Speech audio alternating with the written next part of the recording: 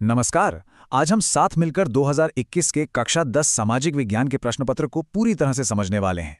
देखिए, हमारा मकसद सिर्फ सही जवाब रटना नहीं है, बल्कि हर सवाल की जड़ तक पहुंचना है। इससे होगा ये कि परीक्षा का पूरा पैटर्न समझ में आ जाएगा और तैयारी एकदम पक्की हो जाएगी। तो ये रहा हमारा आज का रोड मैप। हम राजनीति विज्ञान से शुरू करेंगे, जहां हम अपने अधिकार और देश की शासन व्यवस्था को समझेंगे। उसके बाद हम भूगोल की दुनिया में गोता लगाएंगे और फिर अर्थशास्त्र के जरूरी कॉन्सेप्ट्स को खंगालेंगे। और हाँ, आखिर में इन सारी सीखों को मिलाकर एक जबरदस्त एग्जाम स्ट्रैटेजी तैयार करेंगे। तो चलिए शुरू कर। ठीक है, तो हमारा पहला पड़ाव है राजनीति विज्ञान। देखिए, ये सिर्फ एक सब्जेक्ट नहीं है, ये समझने का एक तरीका है कि हमारा देश आखिर चलता कैसे है और एक नागरिक के तौर पर हमारा इसमें क्या रोल है। चलिए, पहले कुछ छोटे छोटे ऑब्जेक्टिव सवालों से वार्म अप करते हैं और एक अच्छी लय बनाते हैं। चलिए फटाफट इन सवालों को देखते हैं। प्रश्न 6, बेल्जियम के संविधान में कितनी बार संशोधन हुआ? सही जवाब है सी, 4 बार। ये दिखाता है कि उन्होंने अपने यहाँ अलग अलग समुदायों को साथ रखने के लिए कितनी मेहनत की। अगला सवाल, प्रश्न 7, श्रीलंका की आबादी में सबसे बड़ा हिस्सा किसका है? जवाब है ए, सिंहली। ये बात वहां के जातीय संघर्ष को समझने के लिए बहुत जरूरी है। प्रश्न 8, स्थानीय स्वशासी निकायों में महिलाओं के लिए कितनी सीटें आरक्षित हैं? जवाब है बी, 1/3, जो महिला सशक्तिकरण के लिए एक बहुत बड़ा कदम है। प्रश्न 9, साथ आकर संघ बनाने का उदाहरण कौन है? उत्तर है ए, अमेरिका, जहां कई आजाद राज्य एक साथ मिलकर एक मजबूत देश बनाते हैं। और प्रश्न 10, भारत के चुनाव आयोग में रजिस्टर्ड पार्टियों की संख्या उस समय के हिसाब से जवाब है डी, 750 से ज्यादा। चलिए इसी रफ्तार से आगे बढ़ते हैं। प्रश्न 11, दुनिया के कितने देशों में संघीय शासन व्यवस्था है? जवाब है ए, 25। प्रश्न 12, सिंहली को श्रीलंका की राजभाषा का दर्जा कब मिला? इसका जवाब है बी, 1956 में, और इसी एक फैसले ने वहां तनाव को बहुत ज्यादा बढ़ा दिया था। प्रश्न 13, भारतीय राष्ट्रीय कांग्रेस का चुनाव चिन्ह, ये तो सबको पता है, हाथ का पंजा। प्रश्न 14, भारत ने अपने परमाणु परीक्षण कहाँ किए? जवाब है पोखरण, राजस्थान में।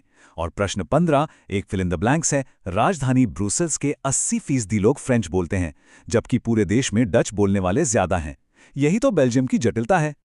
और ये रहे राजनीति विज्ञान के आखिरी ऑब्जेक्टिव सवाल। प्रश्न 16, जब केंद्र और राज्य से शक्तियां लेकर स्थानीय सरकारों को दी जाती हैं तो उसे क्या कहते हैं? इसे कहते हैं विकेंद्रीकरण, यानी पावर को निचले लेवल तक बांटना। प्रश्न 17, भारतीय राष्ट्रीय कांग्रेस की स्थापना कब हुई? उत्तर 1885 में। प्रश्न 18, भारत में किस तरह की पार्टी सिस्टम है? जवाब बहुदलीय व्यवस्था, जहां बहुत सारी पार्टियां चुनाव लड़ती हैं। प्रश्न 19, स्थानीय निकायों में महिलाओं के लिए कितने पद आरक्षित हैं? देखिए ये सवाल फिर से आया, उत्तर है 1/3। और प्रश्न 20, 2 दलों के गठबंधन से बनी सरकार, जवाब है गठबंधन सरकार। अब आते हैं उन सवालों पर जहां हमें अपनी समझ को थोड़ा विस्तार से लिखना होता है। प्रश्न 4 है, राजनीतिक समानता क्या है? इसका पूरा सार एक लाइन में है, एक व्यक्ति, एक वोट, एक मूल्य। मतलब कानून की नज़र में हर नागरिक का वोट बराबर है, चाहे वो अमीर हो या गरीब, किसी भी जाति या धर्म का हो। आप देखते हैं प्रश्न 5, जो 1992 के संशोधन के बाद स्थानीय शासन में आए बदलावों के बारे में है। यहाँ 3 बड़े फर्क आए। पहला, चुनाव कराना अब कानूनी मजबूरी बन गया। दूसरा, SC, ST और महिलाओं के लिए सीटें रिजर्व की गईं। और तीसरा, निष्पक्ष चुनाव के लिए एक आजाद राज्य चुनाव आयोग बनाया गया। अब आते हैं एक बहुत ही दमदार 5 अंक वाले सवाल पे। राजनीतिक दलों के सामने क्या चुनौतियां हैं? चलिए एक एक करके समझते हैं। पहली, पार्टी के अंदर लोकतंत्र की कमी, मतलब सारे बड़े फैसले बस कुछ गिने चुने नेता ही ले लेते हैं। दूसरी, वंशवाद, जहां काबिलियत से ज्यादा परिवार का नाम चलता है। तीसरी, पैसे और बाहुबल का बढ़ता इस्तेमाल, जिससे एक आम इंसान के लिए राजनीति में आना लगभग नामुमकिन हो जाता है। और चौथी, पार्टियों के बीच सही विकल्प की कमी, जहां ऐसा लगता है कि सबकी नीतियां एक जैसी ही हैं। और ये जानना जरूरी क्यों है? क्योंकि सीधी सी बात है, जब पार्टियां कमजोर होती हैं तो हमारा लोकतंत्र भी कमजोर होता है। यहां एक और शानदार 5 अंक का सवाल है, लोकतंत्र में सत्ता की साझेदारी क्यों जरूरी है? इसके 2 कारण हैं। पहला, युक्तिपरक यानी प्रैक्टिकल कारण, सत्ता को बांटने से समाज में लड़ाई झगड़े कम होते हैं और देश में शांति बनी रहती है। और दूसरा, नैतिक कारण, जो कि ज्यादा गहरा है, सत्ता की साझेदारी ही तो लोकतंत्र की आत्मा है। अरे भाई, लोकतंत्र का मतलब ही है लोगों का शासन, और ये तभी सच होगा जब सत्ता उन सब में बटी हो जो इससे प्रभावित हो। चलिए अब विषय बदलते हैं और अपने देश की मिट्टी, नदियों और फसलों की दुनिया में चलते हैं। हमारा अगला भाग है भूगोल। ये हमें सिखाता है कि हमारे पास कौन-कौन से संसाधन हैं और हम उनका सबसे अच्छा इस्तेमाल कैसे कर सकते हैं। भूगोल में भी शुरुआत छोटे मगर जरूरी सवालों से। प्रश्न 21, सीढ़ीदार खेती कहाँ होती है? जवाब है डी, उत्तराखंड, जहां पहाड़ों की ढलानों पर सीढ़ियां जैसी बनाकर खेती की जाती है। प्रश्न 22, लावा से कौन सी मिट्टी बनती है? जवाब है काली मिट्टी, जो कपास के लिए बेस्ट मानी जाती है। प्रश्न 24, बिहार में चंपारण आंदोलन कब हुआ? जवाब है सी, 1917। ये गांधी जी का भारत में पहला बड़ा आंदोलन था। और प्रश्न 25 इसी से जुड़ा है, किसानों पर किस खेती का दबाव था? जवाब नील की खेती का। प्रश्न 26, इनमें से कौन सी रबी फसल है? सही उत्तर है सी, चना। और आखिर में प्रश्न 27, प्रथम पृथ्वी सम्मेलन कहाँ हुआ था? जवाब है रियो डी जेनेरियो में, जहां पहली बार दुनिया के सारे देश पर्यावरण बचाने के लिए एक साथ आए। चलिए आगे के कुछ और फैक्ट्स वाले सवाल देखते हैं। प्रश्न 28, कच्चे माल को कीमती चीज में बदलना क्या कहलाता है? जवाब है विनिर्माण।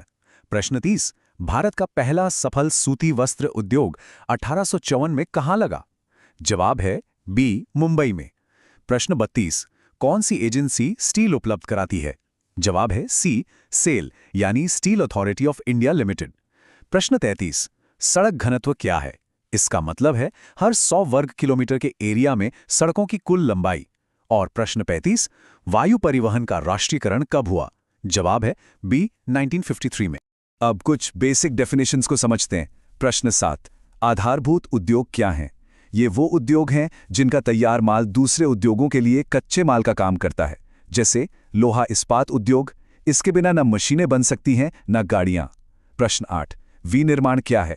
ये कच्चे माल को ज्यादा कीमती बनाने का प्रोसेस है, जैसे गन्ने से चीनी बनाना। और ये इतना जरूरी क्यों है? क्योंकि विनिर्माण ही किसी देश के आर्थिक विकास की रीढ़ की हड्डी होता है। ये न सिर्फ खेती को मॉडर्न बनाता है, बल्कि लाखों लोगों को रोजगार भी देता है। एक और क्लासिक 5 अंक का सवाल है। पहले, कृषि क्या है? ये सिर्फ खेती बाड़ी नहीं, बल्कि जमीन जोतने, फसलें उगाने और पशु पालने का विज्ञान और कला दोनों है। अब आते हैं चावल की खेती पर, जो भारत के लिए बहुत ही ज्यादा महत्वपूर्ण है। 5 मुख्य बातें याद रखनी है। पहला, ये भारत की मुख्य खाने वाली फसल है। दूसरा, ये एक खरीफ फसल है। तीसरा, इसे 25 डिग्री सेल्सियस से ज्यादा तापमान चाहिए। चौथा, इसे 100 सेंटीमीटर से ज्यादा बारिश की जरूरत होती है। और पांचवा, ये मुख्य रूप से उत्तर और उत्तर पूर्वी भारत के मैदानी इलाकों में उगाया जाता है। चलिए अब जरा भारत के नक्शे पर नजर डालते हैं। यहां हमें 5 जगहों को पहचानना है। नंबर 1, ये है महाराष्ट्र का कोयना बांध। नंबर 2, नीचे केरल में है पेरियार बांध। नंबर 3, पश्चिम की ओर बहने वाली ये नदी है नर्मदा। नंबर 4, पूर्व की ओर बहने वाली ये है महानदी। और नंबर 5, ओडिशा के तट पर यह है पारादीप बंदरगाह। याद रखिए, मैप वाले सवाल स्कोरिंग के लिए बहुत अच्छे होते हैं। और अब हम आ गए हैं अपने आखिरी और सबसे प्रैक्टिकल सेक्शन पर, अर्थशास्त्र। अब बात होगी पैसे की, विकास की, रोजगार की और उन योजनाओं की जो हमारी जिंदगी पर सीधा असर डालती हैं। इस स्लाइड में कई तरह के छोटे छोटे सवाल हैं। प्रश्न 36, सार्वजनिक और निजी क्षेत्र किस आधार पर बटे हैं? इसका आधार है सी, उद्यमों का स्वामित्व, यानी मालिक सरकार है या कोई प्राइवेट इंसान। प्रश्न 37, 1 रुपए का नोट कौन जारी करता है? जवाब है ए, भारत सरकार, जबकि बाकी सारे नोट आरबीआई जारी करता है। प्रश्न 38, एचडीआई का पूरा नाम? यह है ह्यूमन डेवलपमेंट इंडेक्स, यानी मानव विकास सूचकांक, जो किसी देश के विकास को नापता है। प्रश्न 40, बैंकिंग सेवा किस क्षेत्र में आती है? ये तृतीय क्षेत्रक यानी सर्विस सेक्टर में आती है।